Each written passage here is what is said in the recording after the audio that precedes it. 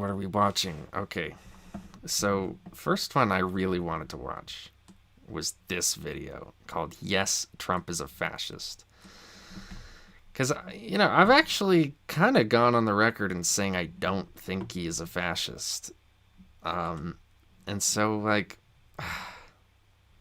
very curious about this. This is only 4 days ago, and it has a lot of views. It has, like, 300,000 views. It's been recommended to me a lot. I just have to see what's up. It's literally a floating island of garbage in the middle of the ocean right now. Yeah. I think it's called Puerto Rico. Out of character for me to speak at a Nazi rally. I was just in Israel, but I took the gig. As the first Samoan, Malaysian, low IQ, former California prosecutor ever to be elected president, it was just a groundswell of popular support. Goes well with my turtleneck. One more week, y'all. We can do this. Yesterday, Trump held a rally at Madison Square Garden in New York. And honestly, I find reporting on rallies lately to be really boring because, like, yes, Trump said some batty things, and then Kamala called him a fascist. Great. That's frankly no longer particularly newsworthy. But last night's rally was a bit different, just in the level of racist, bigoted, hateful vitriol, which was turned up to 11. Frankly, Trump is feeling the heat because Kamala is out fundraising him, and she's pulling ahead of him in many polls. So he's leaning into what he does best, saying incendiary things in the hopes that his base will be angry enough to show up in droves on Election Day. And yeah, Donald Trump is getting kind of desperate now. Like, he's run through all the cards he has. Like, he's just a broken record now. He's got nothing new to offer. He's got no policies.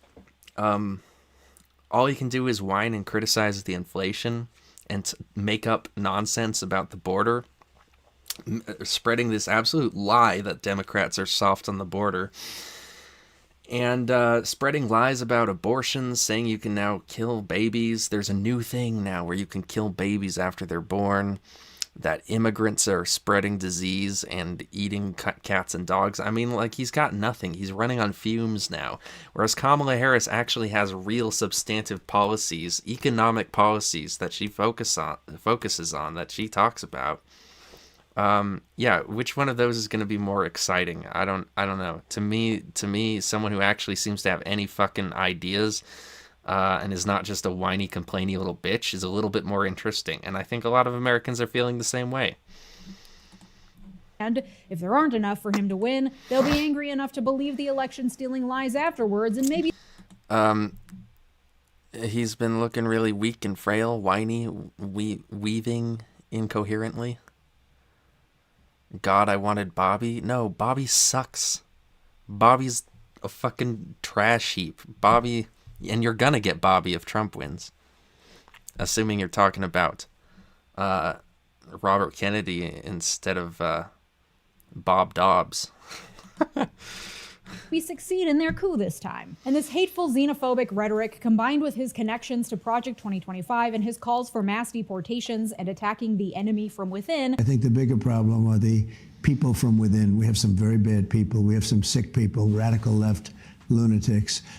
And I think they're and it should be very easily handled by, if necessary, by National Guard, or if really necessary, by the military. Has many people, including Kamala Harris, sounding alarm bells about fascism. Trump. Yeah, I mean, I would be very surprised if this video actually goes into the details about fascist philosophy and the doctrine of fascism and whatnot, and the history of pre-regime fascism. It's probably going to be a little bit more sort of pop than that. But because I just can't imagine if you're really going into the weeds in fascism, I can't imagine actually coming out with the impression that Donald Trump is a genuine fascist. Like Michael Griffin, big fascist expert, wrote a very popular book about fascism. It doesn't seem like a right-wing type to me, but he's straight up been like, these people who are called fascists are not actually fascists. It's a misnomer. And it's not like a dirty lie or anything, it's just a misnomer. even speaks positively about Hitler and is looking for generals with the same level of loyalty as he had. And so while I think comparing politicians and movements to Hitler and Nazis is a bit overblown generally, and I avoid doing it because it should be reserved for when the comparison is actually particularly apt, I think we have reached a point where the comparison is particularly apt. It would make more sense to say that Trump is like Hitler than to say that Trump is a fascist, or to say that Trump is like Mussolini. He's actually quite a lot like Mussolini in a lot of ways, especially the megalomania. But like saying fascist is saying something that you don't realize you're saying. And this is something that everyone gets wrong.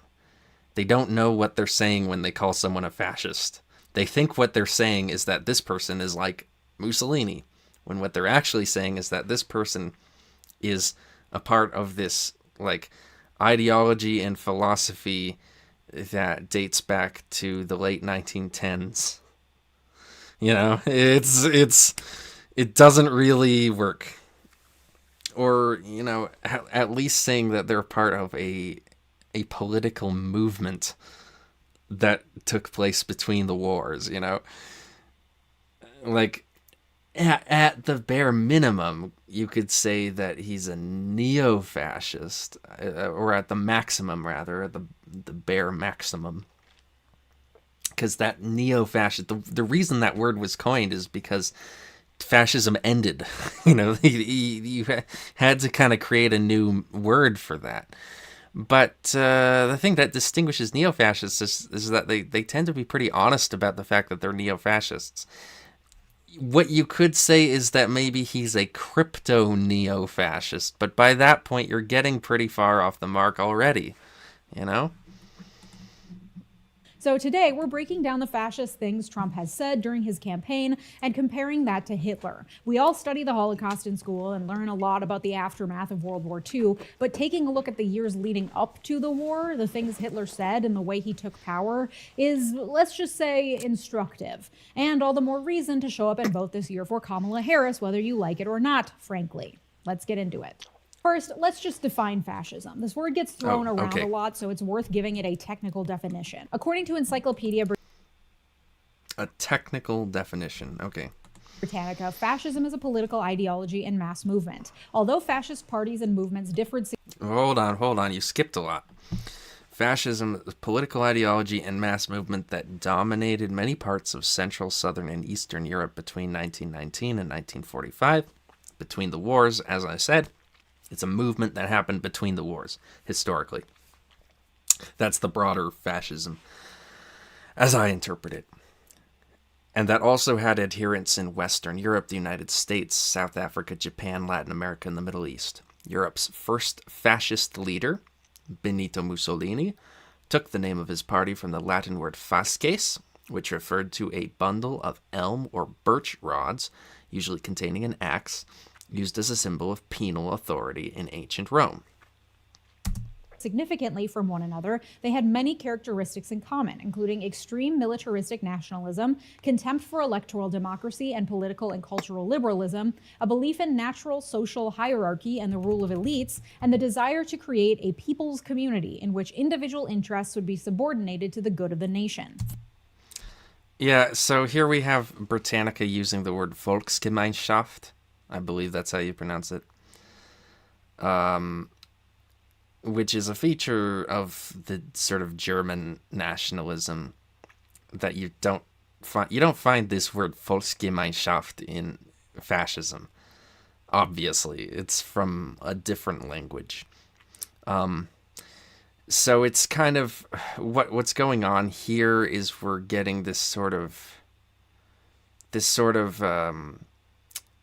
approximation going on where the term as used in the German movement is sort of extrapolated. We can get the general meaning of what it meant in German, extrapolate that into something broader that we can apply to the entirety of this sort of international fascism, that we could call it. And so, a community in which the individual interests would be subordinated to the good of the nation.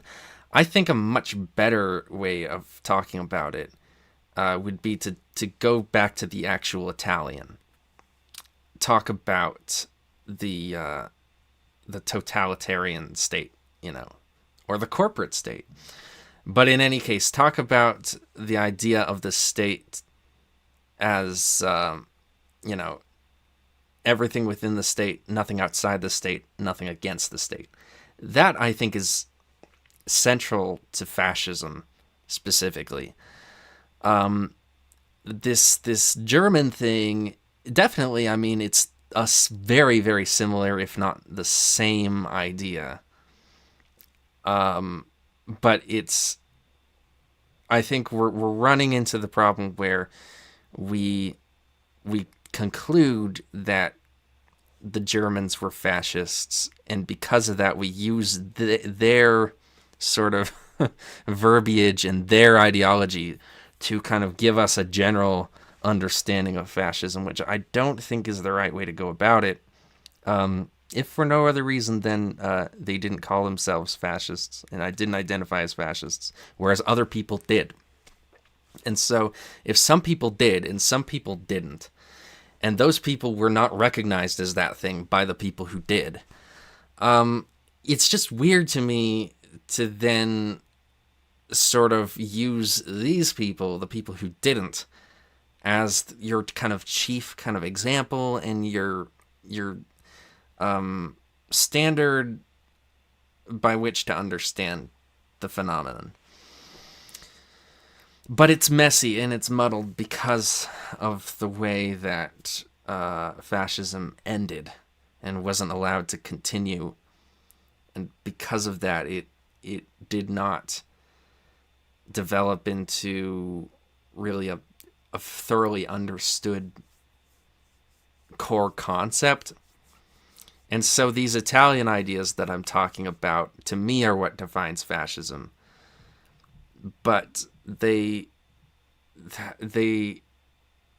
I feel like what we're missing is like a real thorough international kind of understanding of the subject, because it was so abruptly cut short. And now it's kind of like up in the air, like what we're even talking about when we use this word. Should we all vote and ask for new candidates? Not vote and ask for new candidates, LMAO. No, I mean, what you should always do is just vote for whoever's best. Or, I guess, not necessarily. In a ranked choice system, you vote for whoever's best. In a erroneously called first past the post system, what you should do is vote for the candidate who is best of the viable choices. El Hombre says, nobody is here to listen to you be political. Shut the fuck up, you dumb fuck. Just shut the fuck up. Fascist is seen as an insult and a dirty word today, and for good reason, but in its heyday it was proudly and openly embraced. Europe's first fascist leader was Benito Mussolini, whose National Fascist Party took power in 1922. Fascism spread throughout Europe in the years between the two world wars, largely as a backlash against the results of World War I. Virtually every European country had a fascist faction or party, and many countries saw those parties take power. I mean,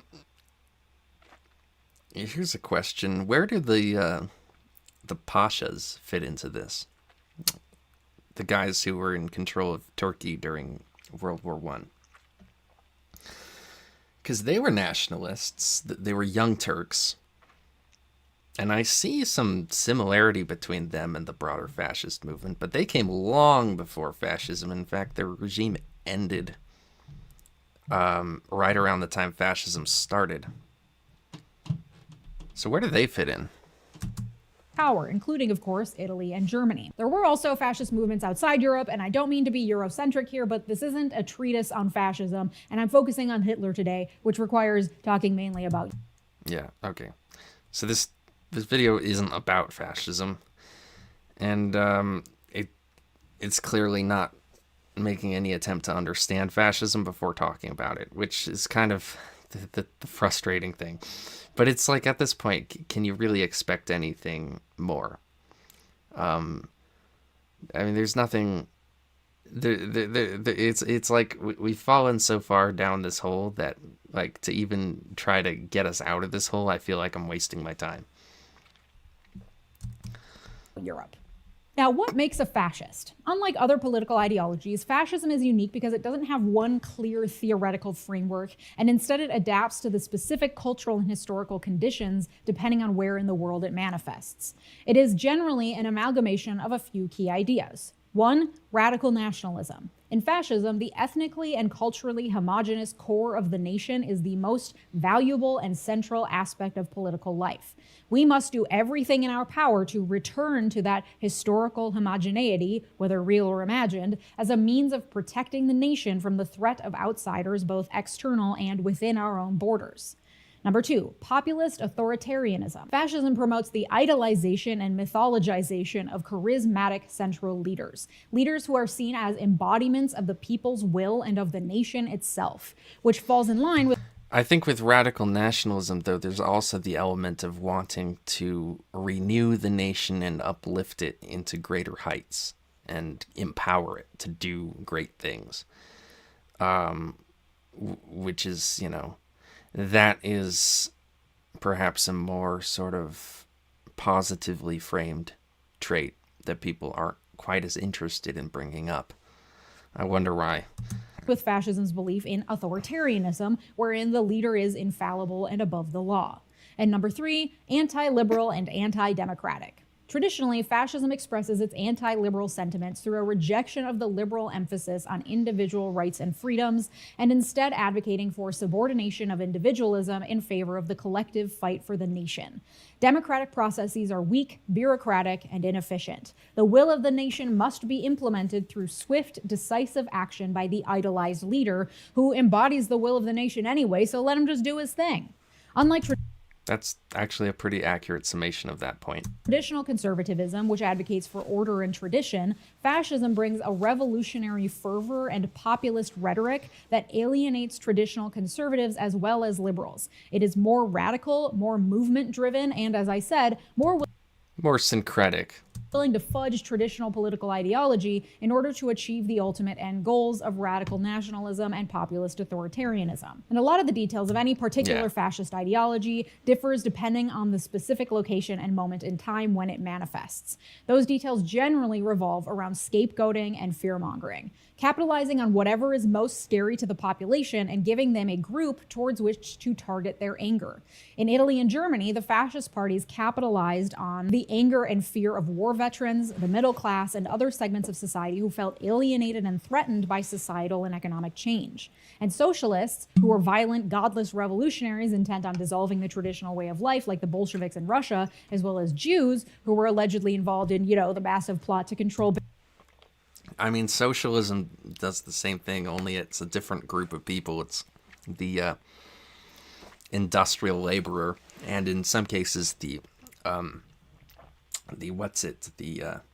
agricultural laborer, and I guess more these days the sort of service worker. But socialism definitely capitalizes on the fears and insecurities of those people too, just in a different way. Banks in the world through an underground network, et cetera, et cetera. This trope has been around for a very long time. They were the chosen scapegoats, along with everyone else who didn't fit the mold of the imagined traditional cohesive identity of the nation. So in the case of Germany, that's the pseudoscientific Aryan race, a discredited concept that was invented in the 19th century by racist linguists, as well as a bastardization of social Darwinism, and then adopted by extremists in the 20th century to validate their violent ideologies. And no one adopted it quite as hard as Adolf Hitler. Through the idealization of the Aryan race, Hitler was able to capitalize on fears of economic instability and communism in the wake of World War I, and then direct those fears towards those who didn't. The Pasha Triumvirate's ideology was something known as Ittihadism. Okay. Oh, my cursor's gone. I don't know how I'm ever going to fix this problem of my cursor just disappearing and reappearing. Fit the mold. Got a problem? It was probably the Jews, or the communists, or the homosexuals who are predators, or the disabled who are useless eaters stealing your food and your resources. That was an actual talking point in Nazi propaganda. By playing into those fears and othering the people who do not fit the nationalist mold, fascists are able to create a strong identity, an us versus them mentality, which further solidifies that group dynamic. From this emerges what appears to be a safe haven for loyal members, where they will be protected, where there are clear answers for how to solve their problems, and where they can fight for their righteous national identity behind a strong leader that is above the law. Okay, now that we have the basics out of the way, let's examine how fascism manifested itself in Germany ahead of World War II. And I think you'll find this history very instructive. World War I led to the collapse of the German Empire and the creation of a new democratic republic. The new German government was forced to sign the Treaty of Versailles, which restricted Germany's ability to build an army or participate in any aggressive behavior, as well as requiring Germany to pay restitution and cede colonies and land. The reparations and restrictions after World War I tanked the German economy. In September 1923, $1 was worth 4 billion German marks. Soon after, the global economic collapse of 1929 led to deep unemployment, hunger, poverty, and homelessness in the early 1930s in Germany. This level of economic upheaval, combined with a sense that the world was unfairly attempting to suppress Germany and the German people, created a situation rife for backlash and movement building. Movements on both ends of the political spectrum were built, and many attempted to overthrow the new government. This also meant that the new government was... Who is this person? Leeja Miller? She has a lot of subscribers. I've never heard of her before. Oh man, I can't. Okay. Open link in new tab. There we go. Yeah, my cursor's gone. Sorry, I can't see what I'm doing. So, anti-Elon Musk, anti-Jill Stein, I guess.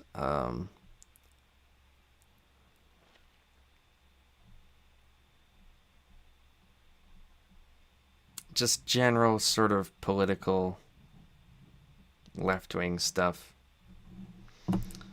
All right.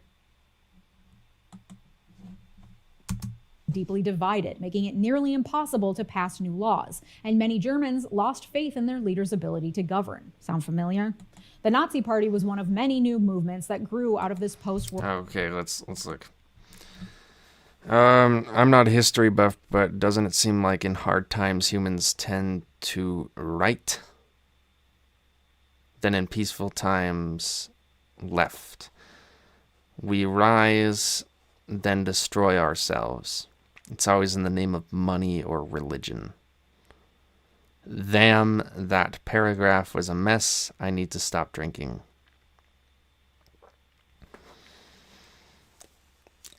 Yeah, I don't agree with that. I think that people go toward a radical solution when the need for a radical change is witnessed. So they can see that something has gone disastrously wrong, and somebody needs to come in and change the country. But they have different perspectives on how this needs to happen. But yeah, they generally go for the man of action, someone who's promising a lot. And so the communists promise a lot. The fascists promised a lot. The German Nazis promised a lot. Donald Trump promises a lot. They go for people who seem to have really big solutions because they have very big problems. And so those big problems logically need big solutions. It's a very sensible approach, I think. The problem is that I think a lot of these people don't really have the answer. They sort of pretend to have the answer.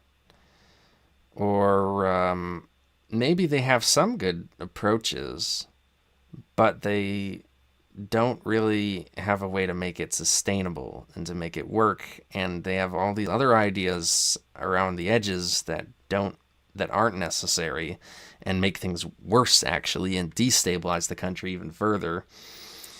So with people with big heads and big ideas, they tend to go a little crazy, and they tend to not really know what they're doing, unfortunately. I do like the idea of the man of action and whatnot, but it just doesn't seem to end up all that well a lot of the time. I would say generally we tend towards extremity in times of hardship because we need change, and moderation is often hard to facilitate change through. Yeah, exactly. That's the big problem. That's why the fascists created their movement. Moderation just wasn't doing it for them. And a lot fought for change and power, then forget why they wanted it. Yeah, that happens too. That happened with Robert Mugabe. That happened with a lot of these guys who, this is kind of why we need term limits, I think. People just like keep getting elected over and over, but they keep getting worse and worse. But the more they get elected, the more they just entrench themselves in their position, and it's harder to get them out of power.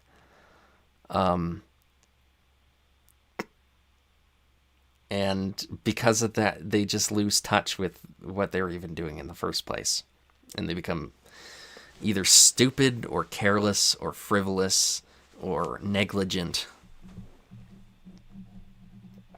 or paranoid even.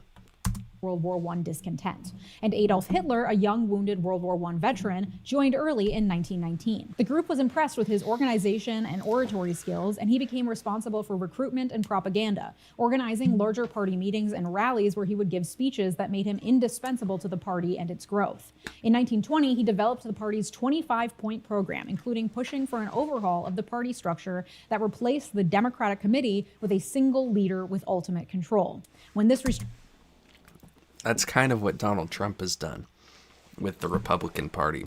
But he didn't need to make it official like that. All he needed to do was create a cult of personality around himself that distinguished himself not just from the other parties, not just from the Democrats, but from the other Republicans. So, therefore, every Republican who was against him was treated like Jeb Bush or Ted Cruz. They were part of the swamp, and he wanted to drain the swamp. So now everyone has to swear fealty to him, or they are rhinos, Republicans in name only. Donald Trump is the true manifestation of the Republican Party, and everyone must be loyal to him. Really ingenious move on his part, but very similar thing to what Hitler did. Structuring was rejected, Hitler resigned. After the heads of the party realized that Hitler's speaking and organizing skills meant that without him, the party would flounder, they agreed to his demands and made Hitler the party chairman. In 1923, Hitler led a failed coup attempt that involved a march on the War Ministry building that resulted in violence. 14 Nazis died and 4 policemen were killed. Hitler was later arrested and spent less than a year in prison where he wrote Mein Kampf. After this failed coup, Hitler realized it would be more effective for him to take over Germany through electoral means by winning democratic support for his party and getting elected to power. So he got organized. He divided the country into regions, which each had a designated leader, then subsections of those regions, which each had a designated leader, and then even smaller sections inside those subsections, also with designated leaders, and each leader answered to the section leader above them, who ultimately answered to Hitler. Groups were also formed for doctors, lawyers, etc. to infiltrate existing social structures and help the party gain more members and supporters. Hitler also established a new leader for the SA. Yeah, Hitler had to do it this way because there would have been a lot of insubordination if he didn't do it this way. But Trump doesn't even need this. That's what's so ingenious about Trump, is that he figured out a way where he can just ruin the political careers of all of the Republicans who oppose him. And because Republicans are so career-oriented and so just lacking in principles and so just avaricious and ghoulish. They're all just willing to get in line like a bunch of epsilons. It's wonderful. The paramilitary arm of the Nazi Party. Initially, this paramilitary was a militia made up of ex-World War I soldiers and unemployed men who were disorderly and had free reign over their activities. To give this militia an air of legitimacy, Hitler appointed a strict leader to give the SA a more defined role. The SS was a small subdivision of the SA, originally meant to act as Hitler's bodyguards. The SS was significantly expanded in 1929 when Hitler put Heinrich Himmler in charge, who would lead the SS to police the entire Third Reich. These SS members were chosen based on their racial purity, blind obedience, and fanatical loyalty to Hitler. The more loyal you could prove yourself, the higher up the ranks you'd go. Sound familiar? As the military arms of the Nazi Party grew, so too did the propaganda wing. Joseph Goebbels used simple, effective communication through modern media like films and radio. That is probably the combined with best way to traditional pronounce his campaigning name. tools like posters and Goebbels. Because I've thought about, like, how do you pronounce that name in English? You could say Goebbels. That doesn't work. I know The Amazing Atheist says Goebbels. That, I don't like that. Goebbels, no. We don't have that that sound. They have it in Icelandic, so I've gotten pretty good at saying it. Goebbels. But yeah, Goebbels, I think, honestly, might be the best way to do it. Because there's an E.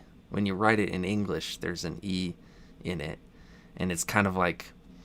It reminds me of Oedipus, you know, O-E. Or Oedipus, as some people say.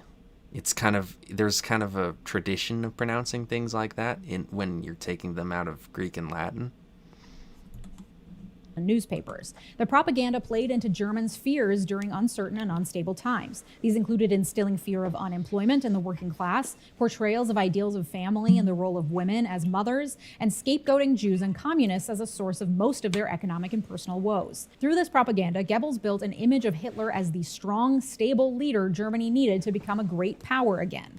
Goebbels was so effective and loyal that he was appointed Minister of Propaganda in 1933. The economic unrest during the Great Depression led to numerous leadership turnovers at the head of the German government, and the success of Nazi propaganda in obtaining popular support for Hitler and the Nazi movement was evident in the growing success in the elections. In 1928, the Nazi Party won just 2.6% of the vote, getting just 12 seats in the German parliament. 2 years later, in 1930, they won 18%, and 2 years after that, in 1932, Hitler ran for president, losing, but with 36.8% of the vote.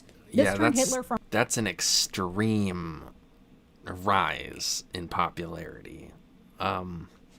Fascinating. And, I mean, I think a lot of it has to do with just that badass swastika symbol that they created. I mean, it's just so striking, and it makes everyone's heads turn and go, whoa, what are these people up to? I want to know about these guys. They seem interesting. So, I mean, he was so great at marketing, I think. From leader of a radical paramilitary organization in the early 1920s to credible politician in the early 1930s. The 1932 parliamentary election gave Nazis 230 seats, with 37% of the vote, becoming the largest party in the German parliament, just 4 years after only winning 2.6%. Hitler, as leader of the largest party in parliament, Hugo was Boss named uniforms. Chancellor of Germany, sworn in on January 30th, 1933. And the mustache. We can't underrate the chances of being mustache. There's something about the mustache that makes him Hitler. He wouldn't be Hitler without it. And he had this, you know, even though people made fun of him for the mustache, he was smart not to change it, because he just knew that this looked badass. Even if people mock me for it, they're all going to be wanting to wear one in 15 years. Of course, he got that wrong because he didn't realize how much of a pariah he would become. He thought that he would win. But it's just that he, like, that perfectly straight, just up and down, square look accentuated the anger in his features in a way that made him look really potent and powerful, and a little bit like evil and sinister in a way that I think didn't turn people off, but it appealed to them. It felt like, whoa, this is like, like dark MAGA, it's edgy, it's edgy and cool, and I'm into it. Because they were feeling edgy at the time. I mean, they were just angry at the time, and they wanted to punk out and be like little punk Nazis. And that was kind of their, who they naturally sort of glommed around. The guy who was acting like a badass punk, with his crazy look that just worked. It had this sternness, this iron Prussian chancellor thing about it that made it feel so rooted in the culture. And it's just, it's become iconic for a reason. President dwindled in 1932. Remember, he lost with 36% of the vote. A group of conservative elites, members of the ruling class and new industrialist business class, met secretly to back Hitler as chancellor. Among the group were political leaders and the son of the current president, along with important wealthy industrialists. Their support was vital to Hitler eventually being named chancellor by Germany's president.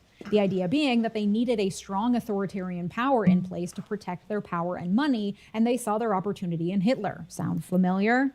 But at this point, the Nazis were just one party in a three-party coalition government alongside a non-Nazi president. In an attempt to consolidate more power, Hitler called for another election in 1933 and went on a propaganda blitz to try to win as many more parliamentary seats as possible.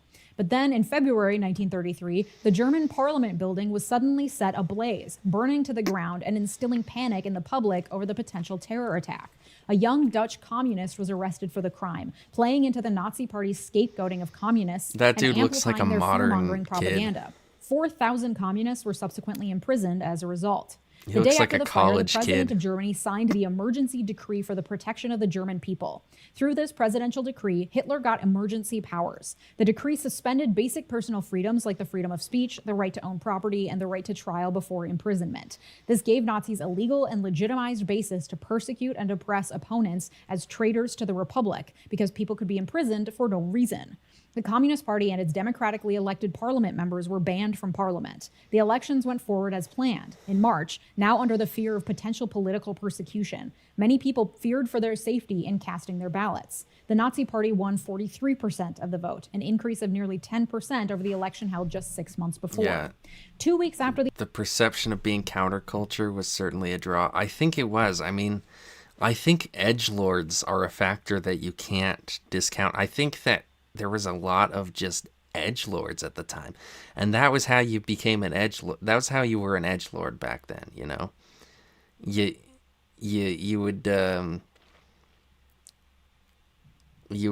would be a Nazi basically.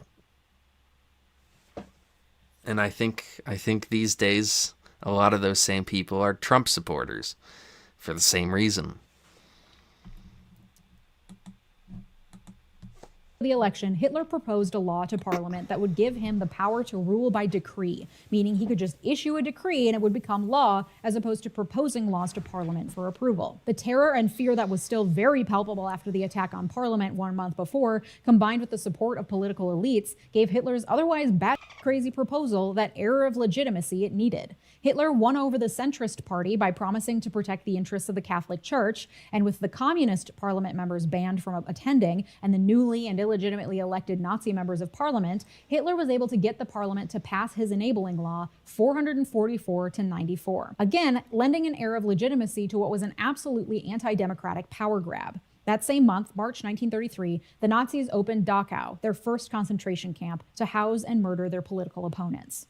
In the years that followed, Hitler continued his work to appear moderate while slowly taking according to him, the first American who ever set foot in Dachau was Robert Sherman, the brother of Richard Sherman and writer of such songs as Chitty Chitty Bang Bang, A Spoonful of Sugar, Chim Chim Cheree. Interesting. through nominally democratic means, lending to the illusion of stability and democracy. Tension between the SA, remember that pair? Personally, I think it comes from people seeing edginess as a form of confidence and charisma, which, to be fair, it kind of is. Yeah, it is, and it's definitely cool. It's definitely awesome. But, you know, it's not, you shouldn't vote for it, unfortunately. Like, it's just not, people get tricked into thinking, well, we can believe in this and trust it with our safety in our country. And unfortunately, you just can't. It's not how it works. You visited Dachau? There you go. You were in the same place as Robert Sherman. Military group and Nazi leadership grew as the SA wanted to engage in more overt revolutionary activities, and Hitler had Himmler and others in his ear, making him fearful of a potential SA coup. This led to the Night of the Long Knives in June 1934, in which most of the SA leadership, as well as other political opponents, were arrested and murdered without trial. Goebbels, the propaganda leader of the party, created media coverage that presented the attack as a preventative measure in response to a... Those other political opponents included the Strasser brothers, who were notably the left-wing faction of their party, as most fascist parties back then had a left, which is something that a lot of people don't bring up, but it's interesting. Planned coup on the government. Since the SA were seen by the public as being unruly and violent, many saw the attack... And usually the left was suppressed by the right. That's usually how it went, unfortunately. As a legitimate move by the government to ensure public order. And in July, the parliament retrospectively passed a bill legalizing the purge as an emergency defense measure. Again, more legal legitimacy. Outside of the military, from 1933 to 1934, the Nazi Party systematically took control of all aspects of Germany, all through what were considered legal and democratic means because of Hitler's decree powers given to him democratically. Yeah, Strasserism is a very fascinating topic. Unfortunately, I haven't had the liberty to read too much about it yet because I'm not focusing on that area of study right now. But yeah, and you find parallels in other places too. This sort of the left wing of the supposedly far right group can often be very far left because these terms left and right don't actually mean anything, and it's kind of a little verbal trap that people get themselves in when they try to conceptualize these things. By Parliament. He issued the Act for the Restoration of the Professional Civil Service. You ever put Hollywood on when you get sad at the world, or is it just me? No, I don't. I don't really listen to sad music when I'm sad. I don't do that. I have in the past listened to Antichrist Superstar when I was angry. I've done that. In fact, I kind of did that on my way home coming into Reno recently from my trip. I was really just burnt out and needed to express that. And so I listened on a dark desert highway.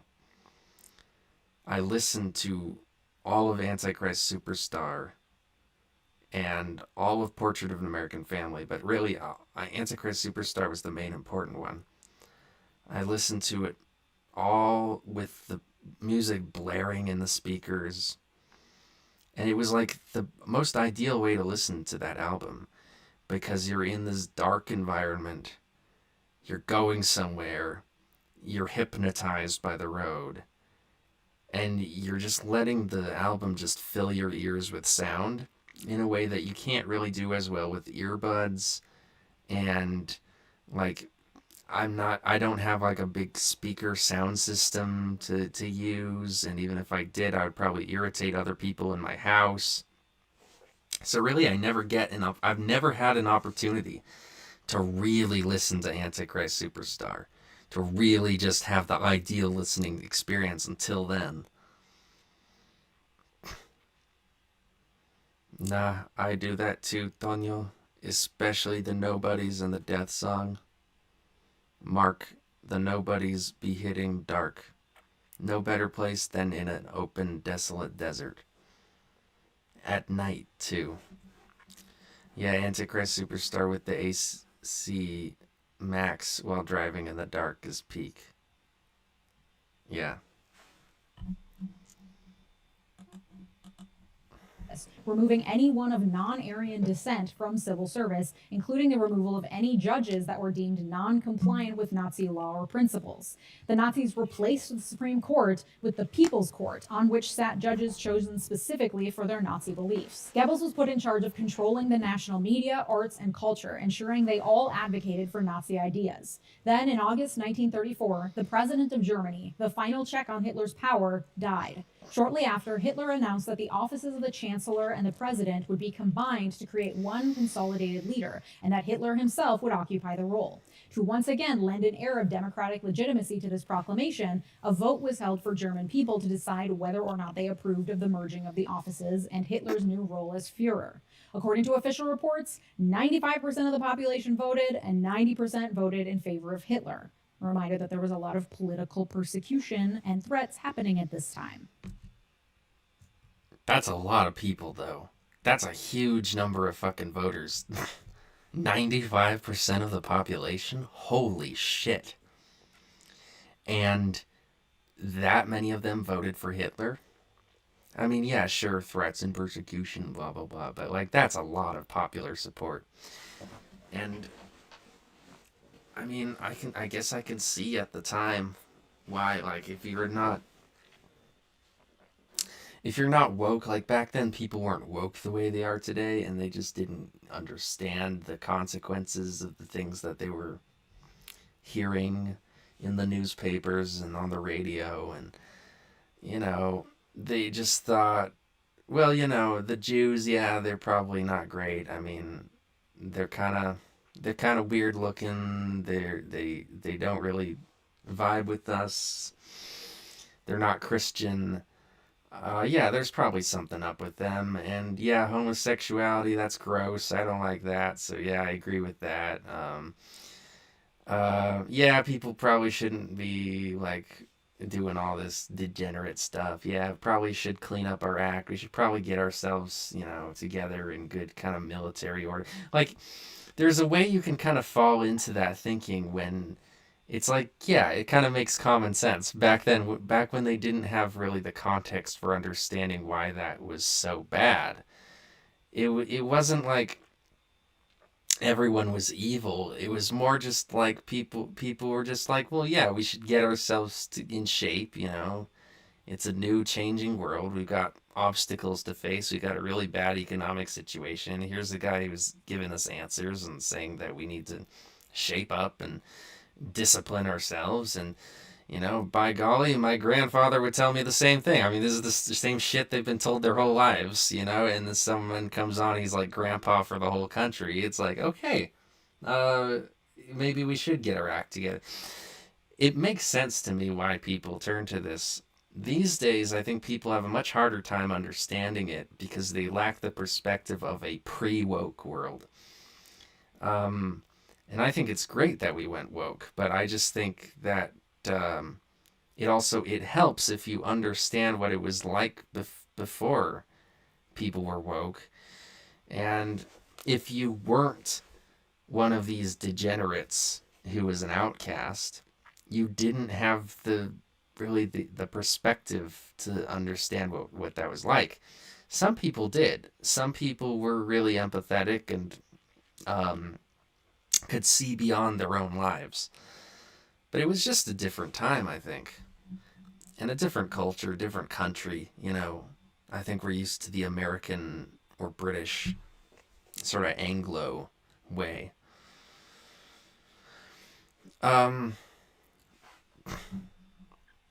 We have a lot of comments here. Just desperate and mislead people. I think that's why they voted. There was a lot of taking things at face value at the time. Yeah, I think so. Like, people weren't postmodern the way they are now. People weren't, like, paranoid conspiracy theorists back then the way they are now. They were like anti-Semitic conspiracy theorists, but it wasn't the same kind of thing. It was more like a superstition back then, whereas these days it's not really the same kind of superstition. It's not like the demon, ghost, God and angels superstition they used to have. It's another weird kind of thing where there's this sort of narrative of populism and anti-establishment ideas, and like, oh, I figured it out because I'm so smart. It wasn't like that. It was more like people just accepted the reality with which they were presented, which is very sheeple and very much kind of against what the modern kind of paranoid people think about. The edginess factor is huge. Add that to the victim mentality, which is another huge factor, and you basically got a 95% vote. It's very hard to get both, but when you've got it, you've got it. I saw a political commentator say recently that the basic political tendency of socially conservative, fiscally liberal was driving the zeitgeist in the interwar period and also now. Certainly back then, people were fiscally liberal and socially conservative a lot of the time. And by liberal, I think we're talking about like American modern liberalism. I think that's what you're saying. Definitely, like, that was a huge kind of strain in thought that had a lot of mainstream appeal back then in a way that we don't really think about these days, but it's really important to understand. And that's why I brought it up in my first video about fascism, with the whole Charles Coughlin thing and how popular he was among the American Nazis. Dizzy's, you're fading me. Come on, done. I will leave you inside. You were mine, Rev Manson. Those are not the lyrics. Naivete ruled the day. Yeah, very interesting and, like, I think underappreciated aspect of the whole dynamic. Because people are so baffled and bamboozled by why so many people were cool with Hitler back then. But I think you just got to put yourself in their shoes. Think about the culture that they were raised in, the schools that they went to, the Prussian militarist schools that they went to. It makes sense that they would kind of feel that way. That rhymes. Naivete ruled the day. Is that what you're talking about? Okay. By the end of 1934, the Nazis managed to take over every major aspect of German government and place Hitler at the top with zero checks to his power, all using ostensibly democratic means. From there, Germany exhibited increasingly antagonistic behavior internationally, leading to the annexation in 1938 of Austria and of the northern part of Czechoslovakia that the Germans lost after World War I, and finally the invasion of Poland in 1939, which started World War II. There's obviously so much more to this story, but this brief history highlights especially the means that Hitler used to gain power within Germany, with the air of legitimacy so strong that to this day, some people still say that the people elected Hitler, which, as we've learned... I guess the point I was making, really, is that a lot of the people, I think, were not, like, malicious and mean-spirited and nasty so much as they were just kind of like, yeah, okay, yeah, these people probably aren't very great, and we could probably do without them, and yeah, we should probably get our act together. It's sort of people, I think there was a kind of nonchalance about a lot of the kind of Hitler support, as much as there was the sort of radical, head over heels sort of passion from other people. I think it took all kinds. Isn't entirely true. And so all of this begs the question, is Trump a fascist? Well, I hope based on all of the information I've just shared, it's a pretty clear and resounding yes from you. But let me just connect the dots so it's extra abundant. Well, I mean, yeah, you have to connect the dots first. You can't, like, assume that we're all gonna see what you see. That we all have the context of understanding Trump the way you do. Abundantly clear. Let's take the core aspects of fascism in turn. 1. Radical nationalism. Check. Trump's Make America Great Again slogan. Interesting fact about the Austrians, there has been an effort to establish the Austrians as a different ethnicity than the Germans so as to distance themselves from the Nazi pan-Germanist ideology. Yeah, I don't think that's necessary.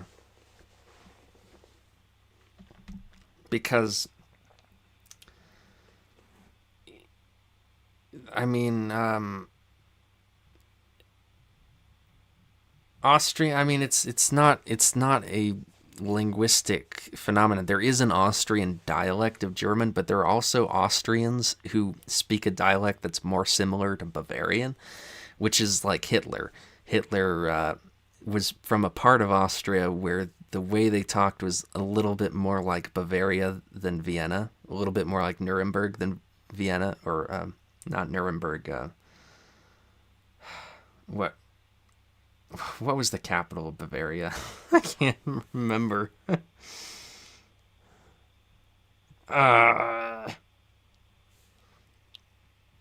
Munich. A little bit more like Munich than Vienna.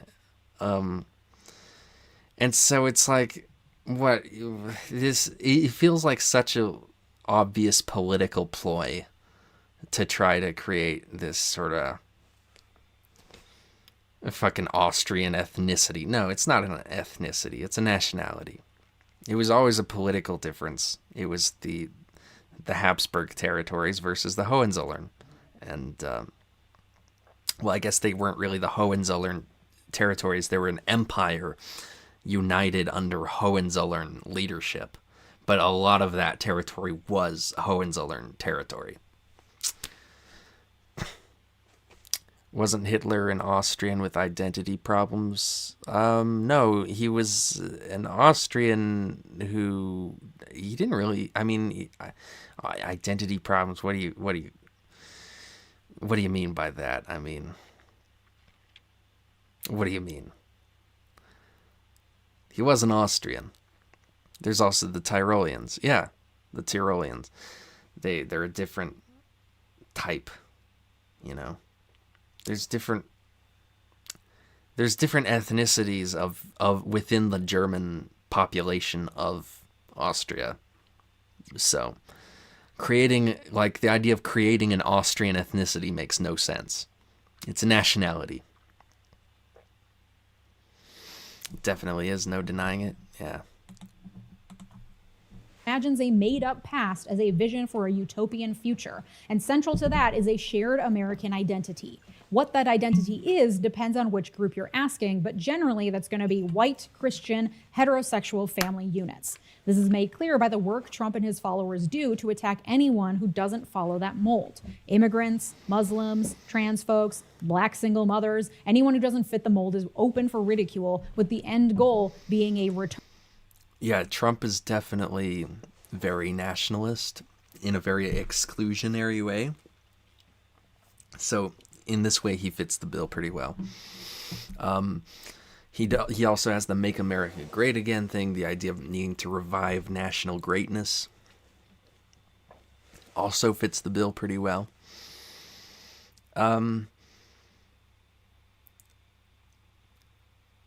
And definitely like exclusionary of immigrants, exclusionary of Muslims, but up to a point.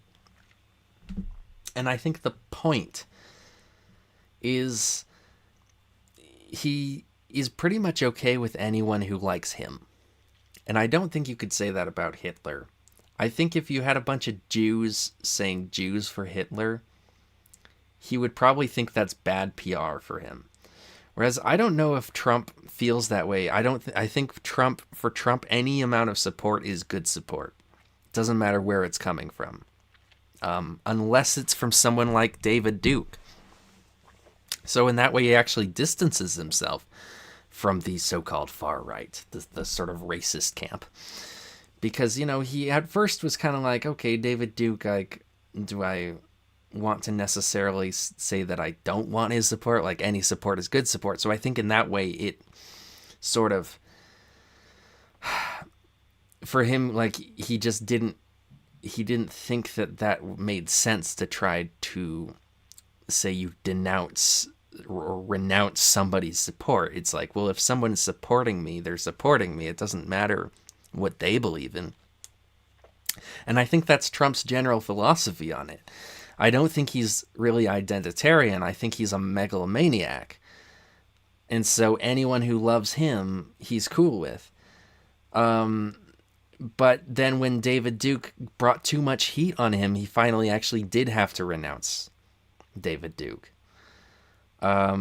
Even though it just wasn't what he wanted to do. And I don't think it wasn't what he wanted to do because he's secretly a KKK-loving Klansman. I think it's because he's a megalomaniac who, you know, reasonably and rightly, I think, has the mentality of being like, well, who cares what he believes?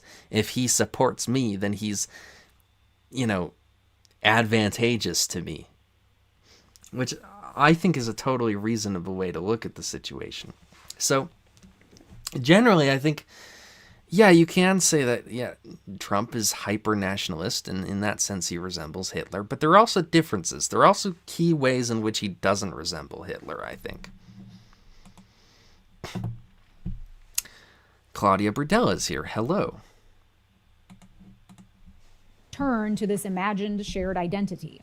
Number 2, populist authoritarianism. Check. When asked, Trump's followers, at least the ones who make it in the clips from rallies, indicate a willingness to completely ignore his words and actions, to completely accept his felony record because he is infallible, he is above the law, he is godlike, and he is not to be questioned. They don't care. There's a classic cartoon that shows other convicted felons. There's Gandhi, there's Nelson Mandela, and then there's Trump. Despite his nonsensical ramblings and inability to... But I don't think that Gandhi or Nelson Mandela were felons because they were doing white-collar crime and corruption.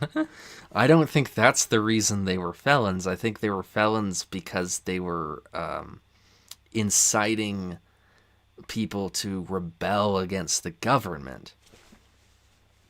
I think that's a very different thing. Now, Trump did that as well. And so in that sense, you can draw the comparison. It still wouldn't be, I think, a very good comparison for other reasons, but in just the purely logical sense, you could draw that comparison. But I don't think most of Trump's felony charges are over the January 6th incident. I think it's much more stuff, other kind of bullshit that he's involved in, shady dealings and stuff. To talk in full sentences, Trump has a charm to him that allows him to win people over and make them feel like he's one of them, despite embodying zero of the same qualities of most of his followers. Project 2025 and Trump himself would have him at the helm of a government stripped of checks and balances, stripped of regulations and government agencies, and stripped of any civil servant who hasn't professed a loyalty to Trump himself. Number 3. Populist authoritarianism. In this sense, I think she's totally on point. Totally on the money. This first one, radical nationalism, she's kind of on point. She has good comparisons. There are good comparisons to make. There are also contrasts to make. This second one, populist authoritarianism, is Trump to a T. That's Trump. Next. 3, anti-liberal. Check. Trump's flavor of anti-liberalism is an example of how fascism is able to adapt depending on where and when it's manifesting. This is America. An outward declaration that people should give up individual freedoms for the good of the collective is a hard sell in the most individualistic country in the world. So anti-liberalism instead manifests itself a bit more discreetly. Yes, we care about freedom of speech, but only the speech of the right people. Yes, we care about freedom of the press, but we sow doubt in the mainstream media and any media that isn't loyal to Trump wherever possible. Yes, we believe in freedom of religion, but only for Christians. most Sorry, let me hear that individualistic again. country in the world. I was distracted by my own This is thoughts. America. An outward declaration that people should give up individual freedoms for the good of the collective is a hard sell in the most individualistic country in the world. So anti-liberalism instead manifests itself a bit more discreetly. Yes, we care about freedom of speech, but only the speech of the right people. Yes, we care about freedom of the press, but we so doubt. Exactly. It's utterly hypocritical faux liberalism is what it is. And this is what I talked about in my video about why I admire fascism. That an ideology that's so brazenly authoritarian and collectivist is so anathema to the modern zeitgeist, even though so many of us have those impulses within us. And I brought up the example of, the flag waving, gun-toting,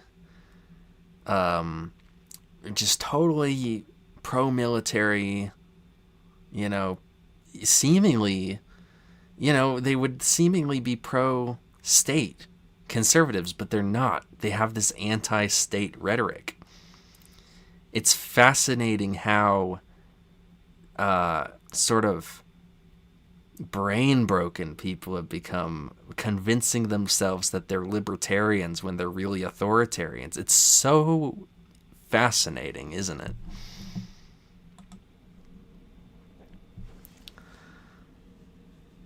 Another commentator I read described the MAGA movement and Trump's personal beliefs as American Peronism. Perón was Argentina, right? I don't know much about him. I think he was a neoliberal, kind of like Pinochet, right? How does belief in freedom of the press conflict with not believing most press? See, that's what struck me. That's why I had to rewind. I was like, wait a minute, what did she just say? So let me play that back. Out in the mainstream media and any media that isn't loyal to Trump, wherever, more discreetly. Yes, we care about freedom of speech, but only the speech of the right people. Okay. Yes, we care about freedom of the press, but we so doubt in the mainstream media and any media that isn't loyal to Trump. Yeah, see, this is a bullshit point. This is like a totally nonsensical dog water point. Like, why the fuck did she say this? Supporting the freedom of the press has nothing to do with sowing doubt in the mainstream media. That's a total non sequitur. So you're right about that, Mark. Love ya, says Gregory Coleman. It's so polarized, she's wrong there. It's so polarized, she's wrong there. What are you saying, Claudia? What are you saying, Claudia? I don't know. Wherever possible. Yes, we believe. By the way, this show, I've been watching this show lately. This show is fucking just awesome. Concentrate on the good and all will be well. You're not just painting me, You're painting the Prime Minister of the United Kingdom of Great Britain and Northern Ireland and every... Guys, this show is hella good. It has John Lithgow playing Winston Churchill on Netflix. It's been around for a long time, and I've wanted to watch it kind of for a long time, but I've never gotten around to it until now. It's hella fucking awesome. If you're into, like, British political drama, which I am totally obsessed with, like, British politics for some reason is something that I am just in love with, this is a show for you. Anyway, back to this. Even freedom of religion, but only for Christians. Individual freedoms in Trump's fascism all come... Well, there is a conflict between freedom of religion and freedom from religion, which is an interesting French Jacobin innovation that I kind of like. The French liberal tradition says it's not that we have the freedom to practice any religion we want to, it's that you have the freedom to not be harassed by religious authorities, because they had a very anti-clerical, skeptical of the second estate mentality among the French liberals, and it's kind of a cool idea. But yeah, definitely that's more of the kind of liberal view. in America. The conservative view is that you don't have freedom from religion. You only have freedom of religion, which is freedom to practice religion in whatever way you want. And that's, I think, more along the lines of what a lot of the founding fathers believed. Not Thomas Jefferson, though. Thomas Jefferson was not a Christian, and so he was very skeptical of religion, although he did believe in God. With a caveat that render them applicable only to the group of people who fit into the We have what I was saying is about the leeja comment.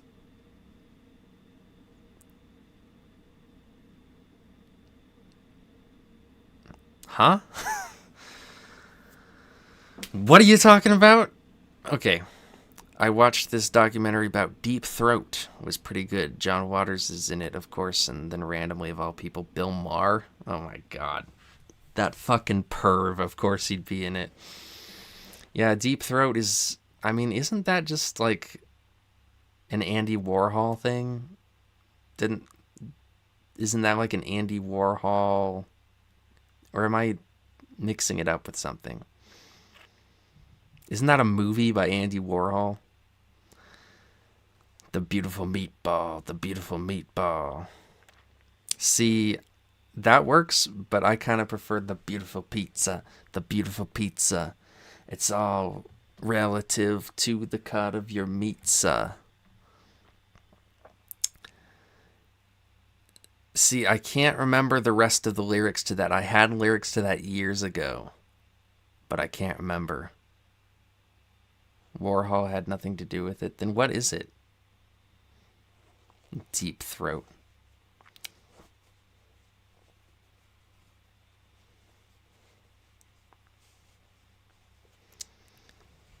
Was the whistleblower in Watergate? Okay. Interesting name for a whistleblower. Deep Throat.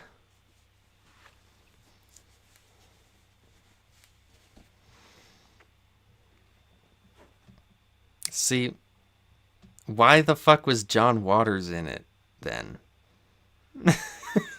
That's the thing, is it's not adding up. If this was about a Watergate thing, then why is John Waters in it? By the way, John Waters was in the recent episode of Hell of a Boss, which I am going to upload my review of it tomorrow. Very good episode. It's the name of a famous porno from 1972 as well. Okay. So that makes more sense. It's nothing to do with Watergate. Okay. You guys answered my questions. Okay.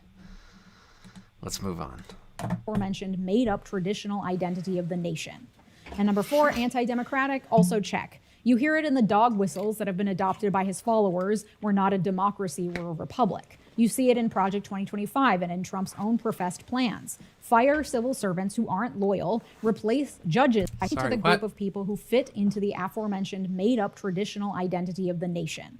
And made-up traditional identity of the nation, okay. Number 4. That's a very vitriolic way to say it. Anti-democratic, also check. You hear... So anti-liberal, we got that. I mean, they position themselves as against liberalism, but liberalism means something a little bit different in America. They're faux liberals. They're faux libertarians. It's challenging to really categorize them as anti-liberal because they really aren't in rhetoric, in a lot of ways. So I can't really go full on check with this. It's another half check. It's like the first one. It's another half check. It's close, but not quite all the way. Anti-democratic, let's hear it in the dog whistles that have been adopted by his followers. We're not a democracy, we're a republic. You see... That's just true, if depending on how you view it. I mean, this is such a, like... shit lib perspective on this. Like, if you question the democratic nature of our country, then you're automatically a fascist. What? I mean, it's simply true that people don't have direct democratic control over their country. They're a republic. They elect representatives to decide things, and magistrates to decide things, and judges to decide things. We're not a direct democracy, or even a delegate democracy.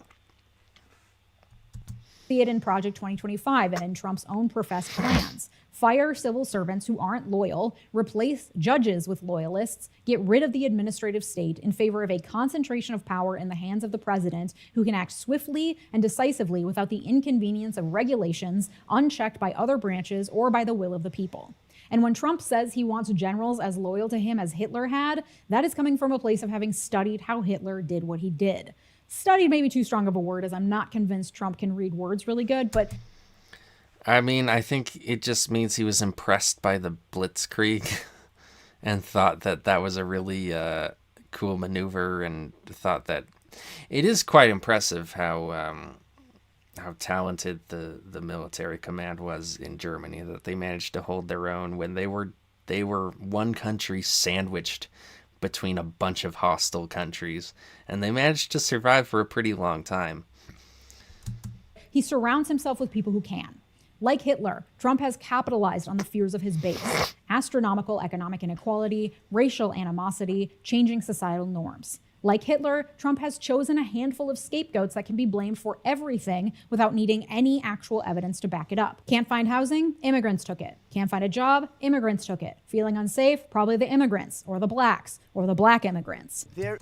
We're kind of getting off the point. We're kind of going back to earlier points, because this is supposed to be about anti-democratic, and we're not really talking about Trump being anti-democratic here exactly.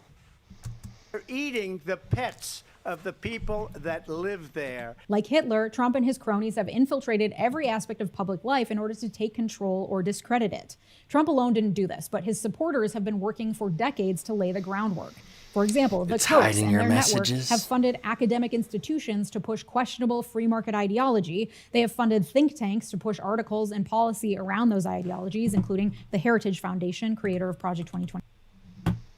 Yeah, and fascism is not a free market system. Fascism wants the market to be subordinated to the state. That's part of the totalitarian doctrine. So that's unwittingly a way in which Trump differs from fascism. But she's not going to bring that up because I don't think she's really done a holistic analysis of the fascist phenomenon and is really objectively talking about it. This is just, it's more of just a way to associate Trump with this bad thing. It's enough to just describe how Trump is bad. I don't think we need to make these sort of conflations. We can make associations, like make a video saying Trump is like a fascist. That's a totally reasonable thing to do. Like, I would have no problem with that video. I just have a problem with framing it as, yes, Trump is a fascist, as if the people like me who say Trump is not a fascist are somehow wrong, even though I've actually studied fascism pretty closely, and I have a lot of points that you didn't bring up, you didn't address about why Trump isn't a fascist. 25, they have funded lobbyists to then bring those policies to the just feels like she wants to shove Trump bad every chance she gets. It's true, but it kind of messes with her point to be jumping around so much about why he's bad. Yeah, a little bit. She could use it with a little bit of focus here. Literally gets disproven with the conception of a corporate state from the doctrine of fascism. This person glazes over it like tick history does. Yeah, it's kind of the inverse of tick history, where tick history is sort of glazes over it in one direction and she glazes over it in the opposite direction. pro-negative rights for social and economic conservatives. Yeah. The politicians, and they have funded the re-election campaigns of those same politicians. Trump and his cronies have pushed propaganda to discredit academics and experts as brainwashed liberals, as communists. They've pushed propaganda to discredit reputable news media as filled with those. And that's really the thing that I have a problem with this title. Yes, Trump is a fascist. It's the wrong way to approach this topic. Because, like I said, it's implying that I am wrong for saying he's not a fascist. And I'm not wrong. I'm sorry. I'm just objectively not wrong. Okay. Same brainwashed liberals and communists. Trump has led his followers to believe that their way of life, their beliefs, their livelihood, and their safety is being persecuted by a dangerous, growing tide of leftists and communists who would have their children turn trans and pee in litter boxes, give their jobs to immigrants, get rid of all measures of public safety, and suppress their First and Second Amendment rights. Conveniently, danger is closing in from all sides, and the perpetrators are the very people who don't fall in line for Trump. And all of this is cloaked under a false sense of legitimacy because he was elected fair and square once. Fair and square, however, is arguable because he lost the popular vote and voter suppression is very real, but technically he won. And now that he's held power legitimately once, he's willing to use whatever tools necessary while attempting to appear moderate and to be operating within the confines of the law, just like Hitler did, to maintain and consolidate that Too power. declarative, assumes their position is self-evident. He's managed to convince his followers that it's in their best Umberto Eco has made a serious negative impact on how we talk about fascism, in my opinion. Yeah, I kind of agree with that. And I don't mean to dog on the guy too much because he actually was indoctrinated into fascism as a child. Maybe not so successfully, but I mean, he grew up in fascist Italy. He went to those schools. So, like, I don't want to, like, tell the guy that he's wrong. You know, it's like, it's condescending to tell someone who actually lived it that he's wrong about fascism. And I don't think he is really wrong about fascism. He got some things wrong. Like Tick History actually brought it up. It was a good point that Tick History made. One of the few good points that Tick History has made. Umberto Eco was wrong about Julius Evola. He just didn't really understand Julius Evola's relationship to fascism. And he used that to misrepresent fascism. It's true. He wasn't always right about everything. But, you know, Vosh just takes Umberto Eco's fascism 14 points as if it's like a definition of fascism. And I don't even think I think it's even unfair to Eco to say that that's what he was doing with that essay, because I read that essay a couple times, and I don't think that's not the impression I came out with. I actually more came to with the impression that Eco was trying to extrapolate the problems with fascism to a much broader movement of this sort of new right-wing populist bullshit that is perennially expressing itself in every culture, in every time period. That started in the 20th century, that there wasn't really a thing like that before then, because before then, right-wing politics was all about establishment politics, basically. But this was like a weird new kind of thing where it's like anti-establishment and right-wing. It kind of defies our sort of common assumptions up to that point. And I think Eco was noticing that, and he was tying all that back to his experiences as a child. He was like, this is basically like fascism. This is basically like the stuff that I knew and was taught as a child. And so I think that's what he was doing. I don't think when he said fascism, like the word he put in there for a reason. It's because he wasn't talking about fascism. He was talking about right-wing populism in general, which is something that other people don't get. And I think they misread that essay, and I think Vosh is misreading it. But then again, I've only really read that essay from Eco, so that's all I really know about him. So maybe there's other stuff that he's written that puts wrinkles in my perception of it, but just from reading that essay, it doesn't seem like people are coming away with it with the right impression. Claudia Burdella says Umberto Eco is meh. Also says she's too self-righteous to take seriously. It's not trying to define fascism. It's trying to deconstruct the right-wing presences and stuff. Exactly. Yeah. That was my impression of it with fascism. I think Vosh totally got the wrong impression from it. Vosh takes that and is like, this is like the definitive list of 14 ways to identify fascism. And I don't even think that's what Eco was trying to do. I think Eco was trying to actually extrapolate his experience of fascism to other things that he was seeing, which is why he used the word fascism instead of just fascism. Anyway. Interest to elect him when it's not.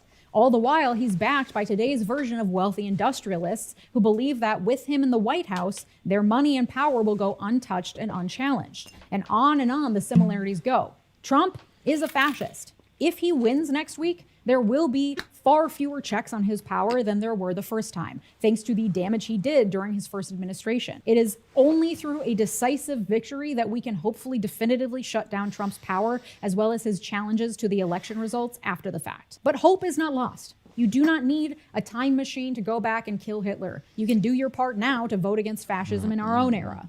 Go to iwillvote.com to check your registration and set up a voting plan. If you haven't voted already, do you have a plan to vote? Comment it below. It helps to... Yeah, a lot of people don't vote, and I just think that's sad, because I think it shows that people just have so much apathy, even when so much shit is going down, and people's input matters. People just don't care enough to actually put their opinion in. And that's just, yeah, it's upsetting. But the good thing, I guess, is that with every election cycle, we get a greater voter turnout. So that's at least something good. So that's the end of that video. Vosh took it as a decalogue. I can't remember what the meaning of decalogue is. Trump is not a fascist. An immigrated billionaire very much conflicts with the conception of a corporate state, LMFAO. Well, Trump is a native citizen. He was born in Queens, I think. So he's not an immigrant. And the people he's descended from are Germans of the same stock as a lot of the white people in this country, so I don't think that there's any issue there either.